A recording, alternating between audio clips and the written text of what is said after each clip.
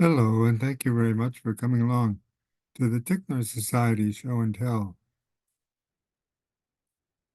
My name is Tim Weiskel, and I'm going to be joined by Carmen Valentino to talk about the Hungarian Empire and the border with Turkey in the Ottoman period.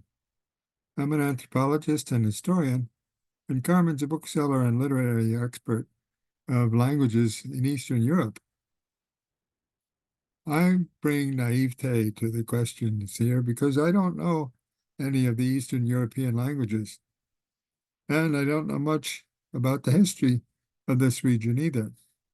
But I have looked at some books and some maps, and it's questions from those books and maps that I like to share with Carmen and conduct this kind of experiment as a kind of crowdsourcing event. That is, I can bring what I have, and can bring the enormous knowledge and wisdom that he has, and we can perhaps arrive at something that's worth thinking about amongst all of us. The whole idea is to look at the Hungarian-Turkish border in Ottoman times. I do this through maps, in large part because I spend a lot of time looking at maps, and in large part because they're printed in English and French usually, and I can make my way in those two languages. Like this map of the Royaume, as they say, in de Hongrie. And if you look at it in detail, you can learn something pretty quickly just from the labels. Hongrie is spelled in the French spelling, as is Transylvanie. And Turkey d'Europe is an indication of Turkey in Europe. There's also an indication of l'Esclavonie. Esclavonie, well, that's pretty interesting in itself, and it's probably problematic because the French word for esclave is what we use for slave. And yet a whole region here is being called Esclavonie as if it were a source of slaves or something like that. Who knows? That's the base question. And that's the question I started to put to Carmen, as well as anyone else who wants to chip in here, because we'd like to crowdsource this and look a little bit at the question of what does Hungary have to do with Esclavonie? Could the Hungarian-Turkish border have had anything to do with the slave trade in Ottoman times? If so, what did it have to do with it, and why?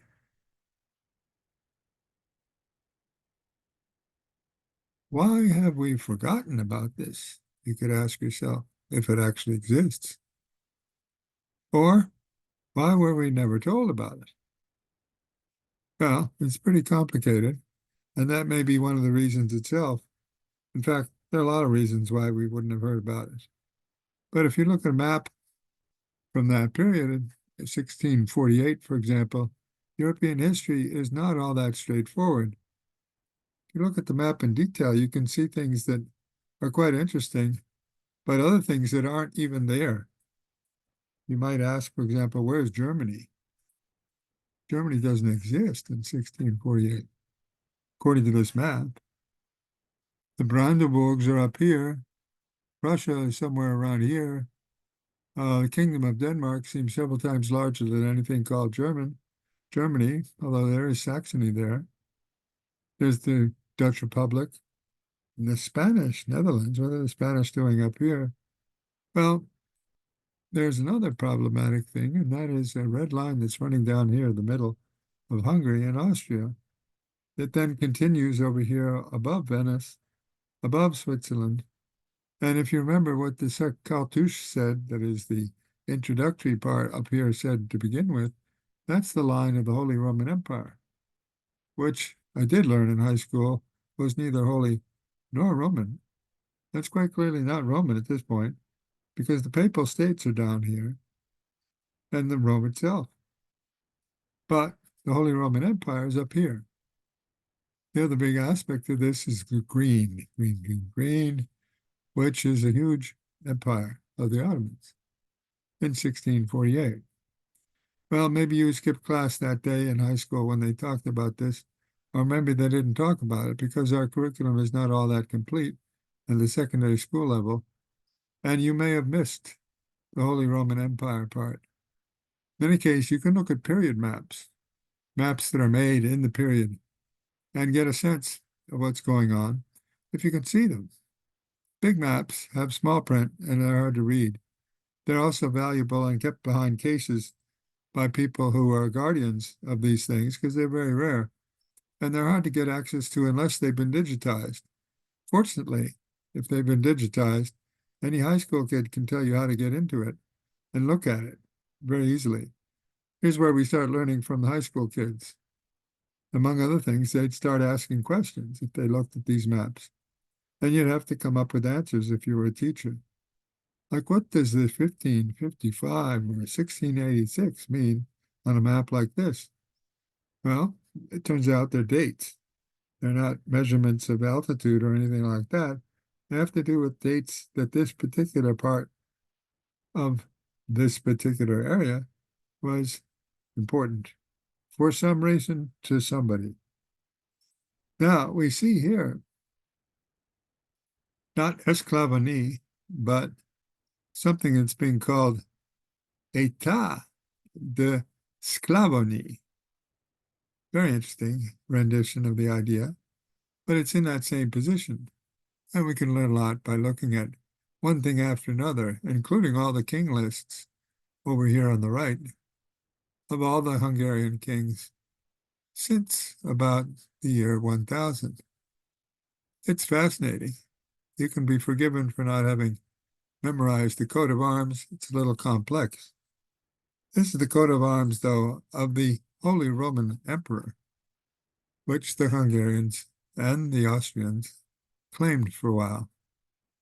Anyway, fascinating reading, and having more questions than answers, you can turn to experts like Carmen and find things out very helpfully, very quickly. Other editions exist, including one that is here in the Boston Public Library. Paul Lovejoy is an expert you could call upon, and so is Catherine Kukri-Vidrovich. She knows more about slavery in other parts of the world. Paul is probably the world's leading expert on slavery in Africa itself. Not so much the transatlantic trade, but slavery within Africa itself. And either one of them you can hear online. If you get a chance, you should listen to the experts. They've got lectures out there, and it's very instructive material.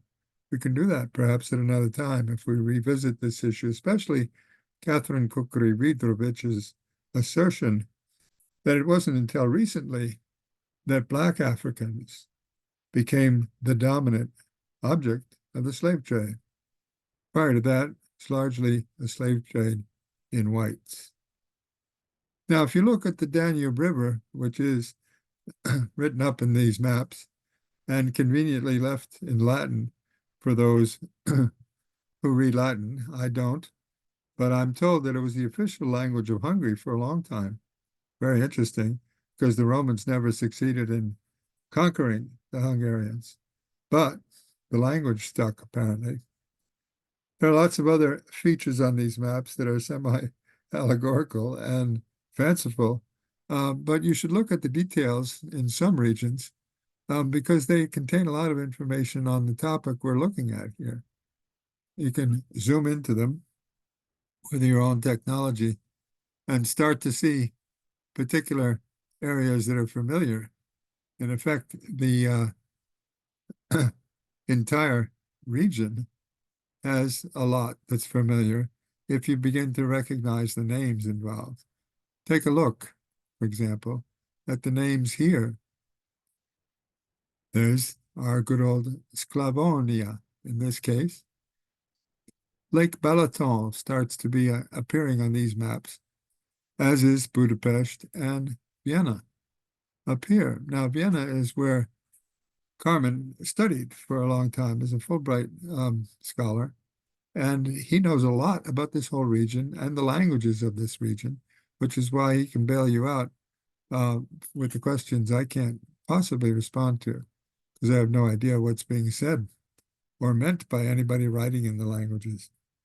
So take a look at the maps first. You can see the same kind of conflict is in the titles of the maps or in the representations of them. Le Grand Royaume de Hongrie. There we have an armed person over here with a sword, an armed person over here. And you can see that the whole logic of the encounter is, in effect, along a river, the Danube River, and gives some sense of what is at stake. If you look in detail, what's at stake is esclavanie, once again. In addition, there are other things that are noted. Hongrie took. And you can see, if you look at it in detail, a whole series of other labels, including Hongrie chrétien, Vienna, Budapest, Hongrie Turk, and Esclavanie, indicating that the Hongrie Turk is north of or above Esclavanie. Esclavanie is part of, as it were, Turkey at this point, part of Hongrie Turk.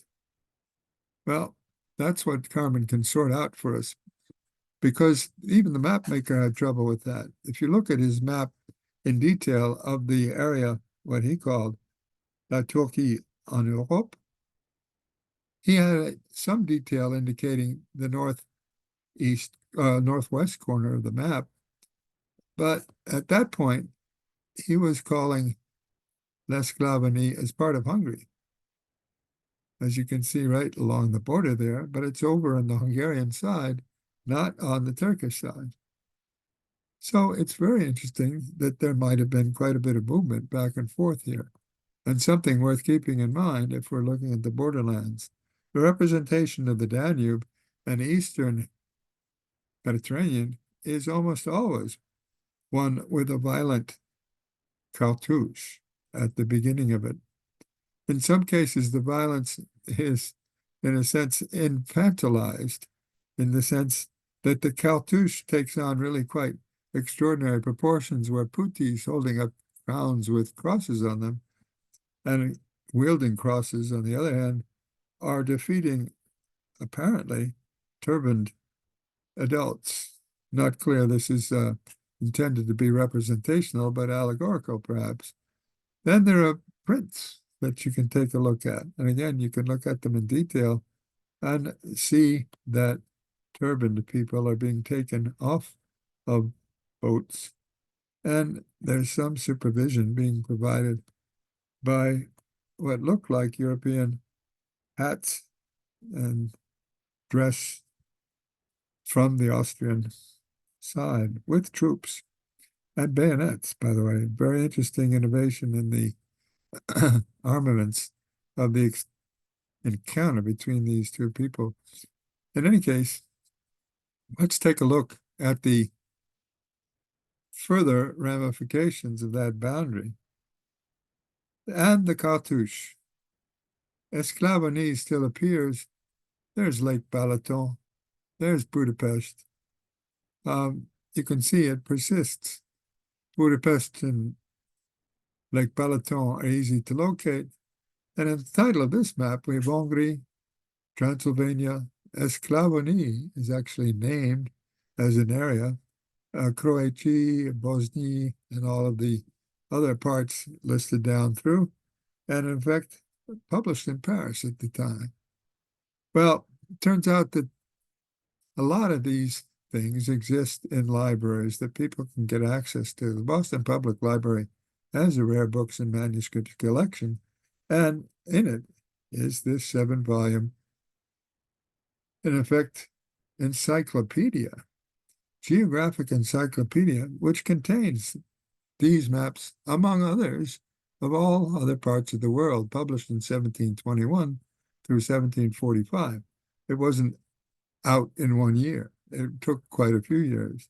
But it has maps of America, and you could do the same thing with these maps if you study them carefully, looking at American Indian history, American frontier history, American settler history.